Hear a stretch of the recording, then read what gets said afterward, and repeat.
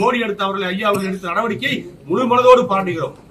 அது மட்டுமல்ல, போருக்கு இந்திய ராணுவம் எடுக்கிற நடவடிக்கைகளுக்கு பிரதமர் மோடியினுடைய கட்டளையிட்டு நடக்கிற நடவடிக்கைக்கு, மத்திய உள்துறை அமைச்சர் அம்சாவுடைய கட்டளையிட்டு நடக்கிற நடவடிக்கைகளுக்கு விருதுநகர் மாவட்ட அதிமுக மேற்கு மாவட்டத்துடைய அதிமுக 1000 இளைஞர்கள் எங்களுடைய எடப்பாடியார் கழக பொதுச்செயலாளர் எடப்பாடியுடைய கட்டளை ஏற்று உத்தரவு கொடுத்தால் 1000 பேர் யுத்த களத்துக்கு சென்று துப்பாக்கி ஏந்தி போராடுவதற்கு நாங்கள் தயாராக இருக்கிறோம். போர்க்களத்தில் துணை உதவி செய்வதற்கும் 10 நாள் இடைப்பட்ட துப்பாக்கி பரிசு எடுத்து போர்க்களத்தில் பணியாற்றுவதற்கும் 1000 இளைஞர்கள் எனது தலைமையிலே போர்க்களத்தில் செல்வதற்கு நாங்கள் தயாராக இருக்கிறோம் என்பதையும் இந்திய தேசம் என்ற உணர்வோடு நேதாஜி வழியில் வந்தவர்கள் நாங்கள்.